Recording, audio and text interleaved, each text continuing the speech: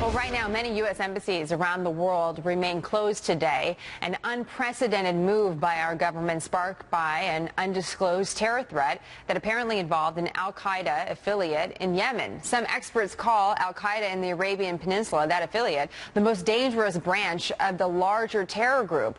But just how much support is this offshoot receiving from the outside, and how capable is it of independently launching a major attack? Jonathan Schanzer is the Vice President of Research at the Foundation for Defense of Democracies. He's also a former terrorism analyst at the Treasury Department. Jonathan, it's nice to have you with us. Thanks, Jen. We're continuing to look at, what kind of plot, what kind of group can cause this type of unprecedented closing of our embassies overseas. And so, because you've looked at terror financing and you've looked at different groups that support each other, we were thinking, what kind of support is this group in Yemen getting? Where is it coming from? Sure. Well, I mean, you have to understand, first of all, the way Al-Qaeda has been structured. It's been structured this way for more than 10 years, and that is, it is a network of affiliates or franchises. It is a very flatlined organization, particularly since the demise of Osama bin Laden. You've got a number of independent groups with very local grievances that also maintain a very global outlook about their war against the West.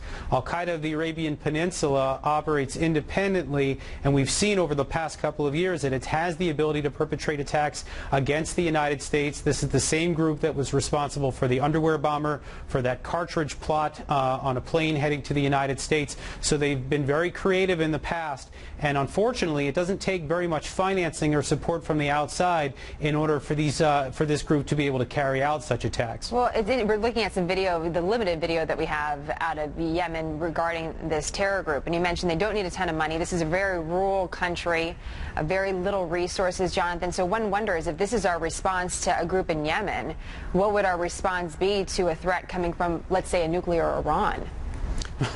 Right. Well, I mean, obviously, I think that there's a lot of criticism about the way that we've shut down.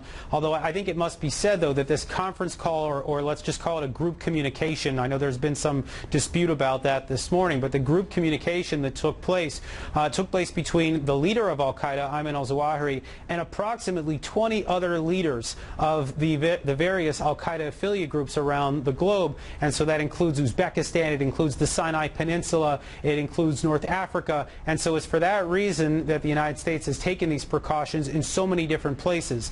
That said, because we don't specifically know what's going on, and I have to admit, I don't know what was involved in these communications, this still does look somewhat excessive, given the fact that all it takes is one phone call with a bunch of ragtag affiliates to basically send the United States into a tailspin. But that calls into question the words that we're using, right, Jonathan? Affiliate, franchise. We're repeatedly told that the core Al-Qaeda, because bin Laden is gone, is no longer there, and these again are independent groups that are sort of operating independently. Josh Rogan from the Daily Beast is one of the reporters that broke that story. We had him on yesterday talking about this communication between different officials, if you will, of Al-Qaeda. And if that's really the case, how does that change what we've been told about the state of Al-Qaeda and how we should respond? Well, we've been hearing over the last year that Al-Qaeda is dead, or that it's decimated, or that it's on its heels, and I have to say I take real issue with that. I don't think that Al-Qaeda has ever been decimated. This affiliate structure has always been there. It was basically installed by design by the leaders of Al-Qaeda, including Osama bin Laden and Ayman al-Zawahiri, and the idea is that when the corporate structure of the so-called core, or the headquarters, is hurt, that the wider network is still able to carry out attacks worldwide. This is what they're doing right now, and it shows that their strategy has paid off. And so Al-Qaeda is far from dead. In fact, it's very much alive. We're looking right now at Al-Qaeda 2.0. Have we adjusted our strategy accordingly? Well, I don't think so, and I think the real answer here has been to go after the affiliate groups in a bunch of different places. In other words, to go after Al-Qaeda of the Arabian Peninsula in Yemen with the local government, to go after the North Africa affiliate, and to do all of this on a local basis with local militaries, and that should be the strategy, and it's something that I think we've had an opportunity to do for the last 10 years, and we've not. Interesting.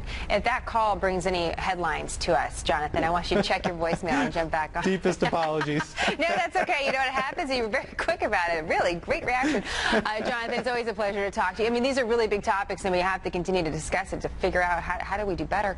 Jonathan, thank you. Appreciate it. Thanks a lot.